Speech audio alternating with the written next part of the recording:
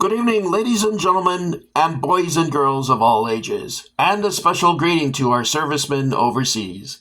Tonight we are pleased to present to you yet another episode of Iggy's Toy Parade and Soldier Review, brought to you by Chevrolet. See the USA in a Chevrolet today.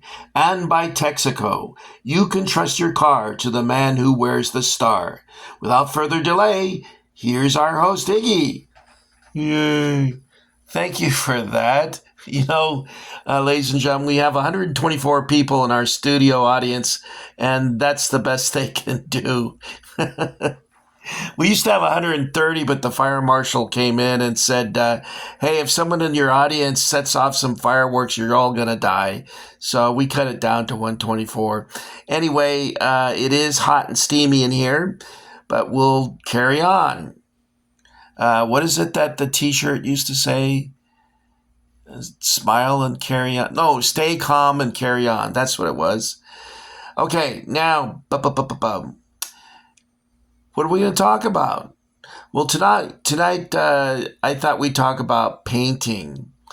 And in this case, we're talking about Marx Battleground playset accessories. And what shall we say about them? Well, how about this? Malen oder nicht malen, as our German friends in Milwaukee like to say. They also like to say, hey, give me another bratwurst. But before you, we have some examples of Marx accessories. And on the left, we have the painted version. Let's move the camera. Painted versions. And then we have, of course, the nude ones. It's okay. They're not really nude. Okay. So what do you guys like to do? Do you like to paint or not paint? Well, we've asked the question, so let's investigate. What we're going to do is make a comparison, a quick comparison. First up is Dragon's Teeth. By the way, the Germans on the Siegfried line put up Dragon's Teeth like this, and Patton had no problem getting by those, so it probably was a waste of concrete. Kind of like the Maginot line was a waste of concrete. Anyway, here is the Dragon's Teeth, and it's meant to stop armor. Okay. And in this case, half of it is painted brown and the other half is painted green. Not quite sure why he did that. Here it is, unpainted.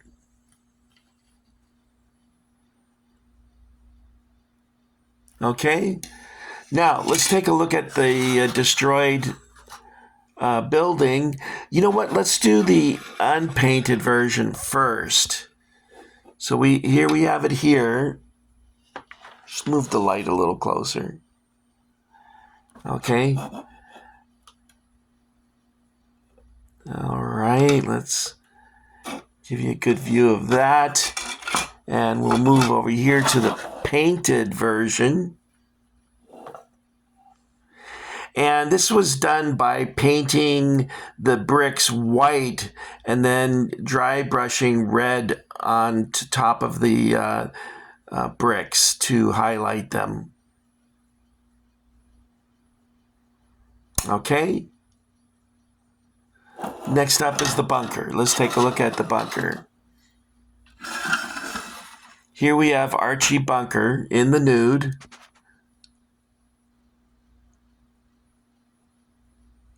This is a cool accessory. I like that one quite well. Here it is painted. Now, as I have mentioned to you before in previous videos, I thought that after I painted this, that these were milk duds in the sand here. That is unfortunate, isn't it? The bunker is painted gray, of course, to simulate concrete. And then with a brush with black paint, dry brush these blast marks or cratering in the face of the bunker. to give it a nice battle action look to it. All right, guys, that's all I've got for you this time. I hope you enjoyed taking a look at what they look like painted and unpainted. The choice is yours. Now, in my case, I couldn't make a choice. I like painted and unpainted. However, there is an argument that this is blasphemous because you're altering basically a historical item.